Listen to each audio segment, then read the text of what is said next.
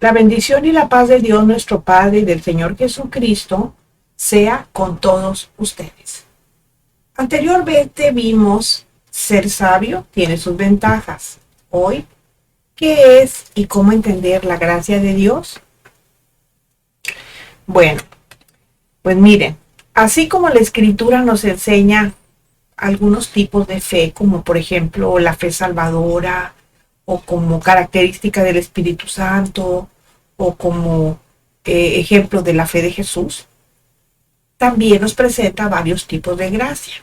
Por ejemplo, la gracia salvadora, la gracia santificadora, la gracia guiadora y la gracia sustentadora, entre otras, porque acuérdense que es multiforme la gracia de Dios.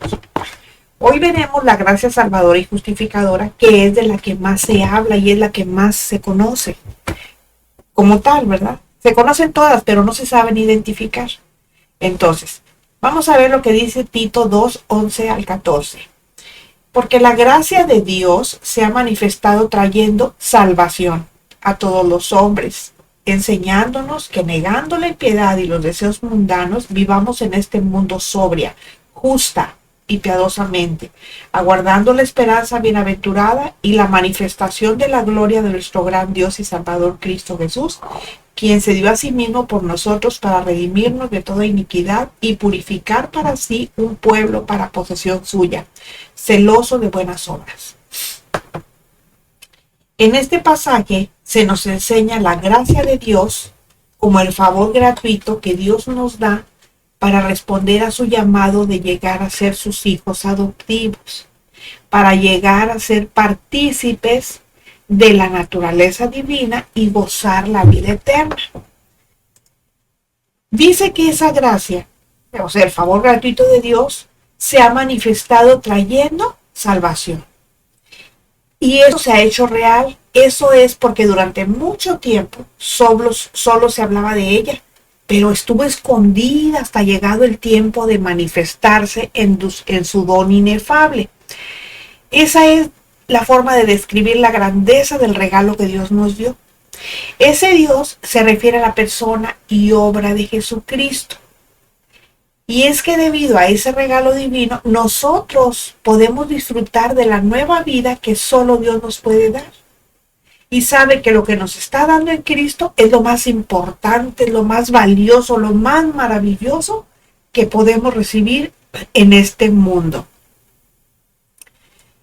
A eso se refiere Colosenses 1, 26 y 27. Dice, el misterio que había estado oculto desde los siglos y edades, pero que ahora ha sido manifestado a sus santos, a quienes Dios quiso dar a conocer las riquezas de la gloria de este misterio entre los gentiles, que es Cristo en vosotros, la esperanza de gloria. Miren, si alguien nos pregunta por qué murió Jesús, pues nuestra respuesta así rápida sería que murió para salvarnos de nuestros pecados. Y es cierto.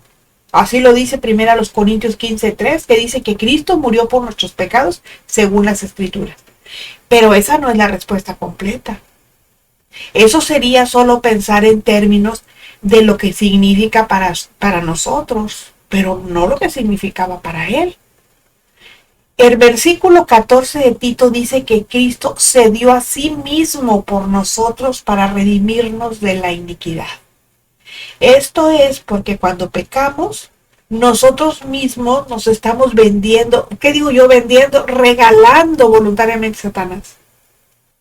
Pero Cristo pagó el precio del rescate para liberarnos y evitar que fuéramos al infierno o al lago de fuego. Pero no solo vino a rescatarnos, también vino para purificar para sí, para él, ¿verdad? Un pueblo propio, un pueblo celoso de buenas obras. Es decir, nos purificó. ¿Y sabe por qué nos purificó? Porque nos purificó porque éramos pecadores. Y el pecado ensucia. Todo lo que peca está sucio, está contaminado, es inmundo. Y por ende, pues no puede tener comunión con Dios, porque Dios quiere personas que lo hagan el Señor de sus vidas. Personas santas en el sentido, en la posición de estar apartados para Él. La muerte de Cristo entonces no fue solo para salvarnos, fue para que fuéramos personas especialmente dedicadas a Él. Por ello, Efesios 5, 25 al 27 dice, Cristo amó a la iglesia, nosotros somos su iglesia, y se entregó a sí mismo por ella, se entregó por nosotros, a fin de presentársela a sí mismo una iglesia gloriosa, que no tuviera mancha, ni arruga, ni cosa semejante, sino que fuera santa y sin mancha. Es decir, fue su sacrificio en la cruz, fue cuando Él se entregó por la iglesia de la cual somos parte, que nos hizo limpios, que nos purificó, que nos hizo gloriosos, sin mancha ni arruga y apartados para Él. Eso es la iglesia. Esa es la segunda parte. Sí, Él dio su vida para salvarnos, pero no solamente para salvarnos, sino para limpiarnos, para purificarnos, para hacernos sin mancha, sin arruga y apartarnos para Él. Segunda a los Corintios 5:15 dice, y por todos murió para que los que viven ya no vivan para sí, sino para aquel que murió y resucitó por ellos. Ahora, permítanme decirles y acotar aquí algo. El texto dice que por todos murió, pero ese todos es un sinécdoque. ¿Qué significa eso? Que todos no son todos, pues. Solamente los que creímos en Él. Murió por todos, sí. Pero los que ya no vivimos para nosotros, sino para Él, somos los que le recibimos, no todos, porque el mundo sigue en lo suyo. El mundo sigue dándole, la hilacha y sigue honrando y adorando al diablo, porque eso es lo que hacen.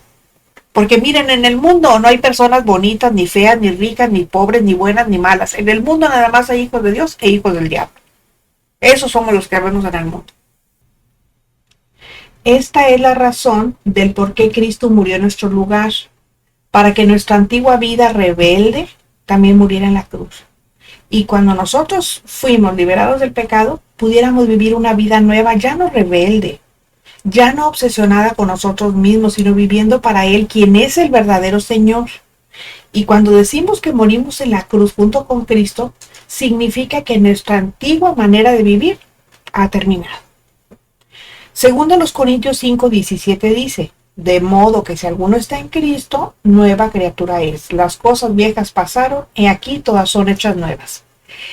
Lo que este texto nos enseña es que si realmente hemos muerto con Cristo, deberíamos de ser personas completamente nuevas, con un nuevo espíritu dentro de nosotros. Y como dice Gálatas 2:20, con Cristo estoy juntamente crucificado, y ya no vivo yo, mas vive Cristo en mí. Y lo que ahora vivo en la carne, lo vivo en la fe del Hijo de Dios, el cual me amó y se entregó a sí mismo por mí. O sea, quiere decir que ahora debemos anhelar vivir una vida completamente nueva, que ya no debemos buscar satisfacer nuestro propio yo egoísta y rebelde, pues porque ya hemos muerto al recibir a Cristo como nuestro Salvador. Nosotros hemos reconocido que vino del Padre, que nació de una virgen, que vivió una vida sin pecado, que fue un verdadero Dios, pero también verdadero hombre, dándonos el ejemplo de que sí se puede. Fue sacrificado en nuestro lugar, fue resucitado y ahora está sentado a la diestra de Dios. ¿Y qué está haciendo allá? Pues intercediendo por la iglesia o por nosotros. Pero la pregunta es, ¿también lo reconocemos como nuestro Señor?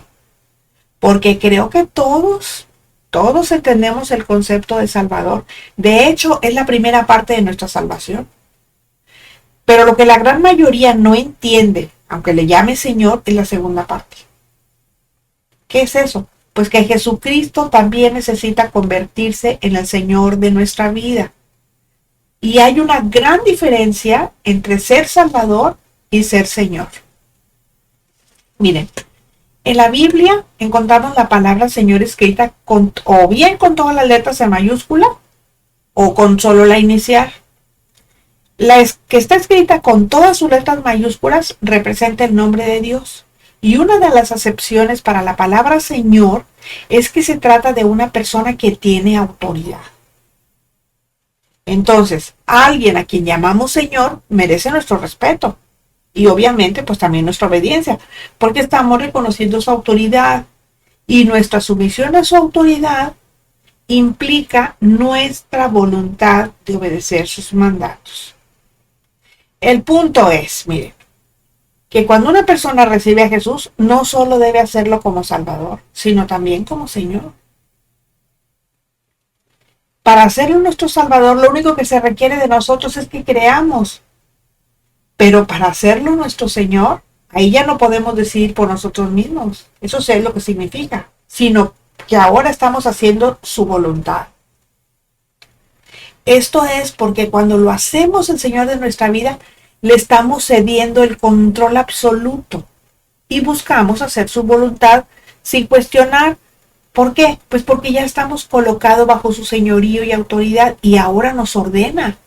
Y lo que Él espera es que obedezcamos. Jesús no quiere que lo llamemos Señor si no estamos dispuestos a comprometernos a hacer lo que Él pide. ¿Saben qué les dijo a sus discípulos? Y pues a nosotros también, ¿verdad? En Lucas 6:46 dice, ¿por qué me llaman Señor, Señor y no hacen lo que yo digo? Por eso nuestras acciones deben coincidir con nuestras palabras. O sea, tenemos que conectar la lengua con el cerebro. Porque confesar el señorío de Jesús con nuestra boca, pero no someter nuestra vida a su voluntad, es pura vana palabrería.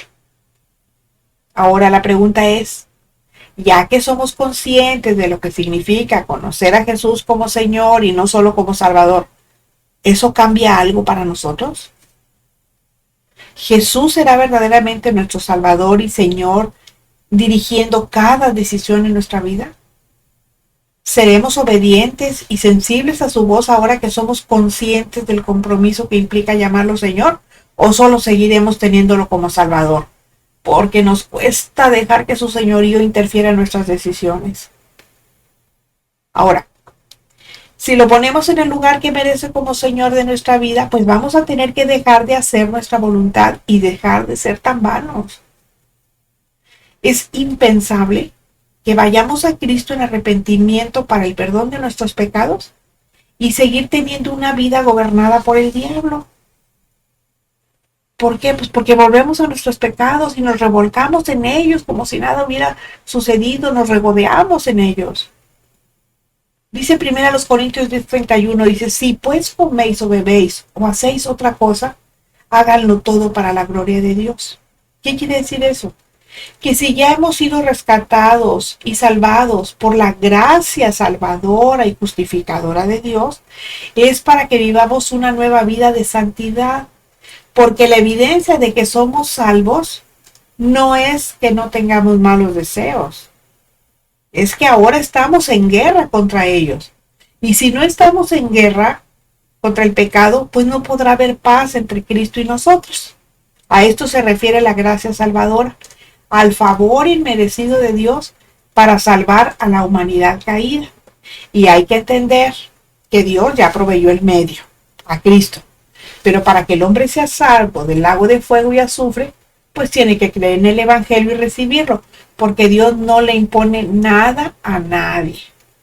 Y aclaro, no es por hacer buenas obras que se gane el cielo, porque pues sí, podemos ser muy buenas personas, pero no es siendo buenos que somos salvos. Tenemos que creer en el Evangelio y obedecer la Escritura, porque las buenas obras no salvan. Alguien dijo, y con mucha razón, miren, es mejor cruzar el océano en un barco de papel que tratar de entrar al cielo por medio de buenas obras. Así que la gracia salvadora y justificadora se refiere a que creamos que Cristo murió por nosotros y recibamos su evangelio haciéndolo el Salvador. Y Él esperaría que también le hiciéramos el Señor de nuestras vidas. Oremos pidiéndole a Dios que nos ayude a mantenernos fieles a Él y que el Espíritu Santo nos dé entendimiento y valor para obedecer su palabra.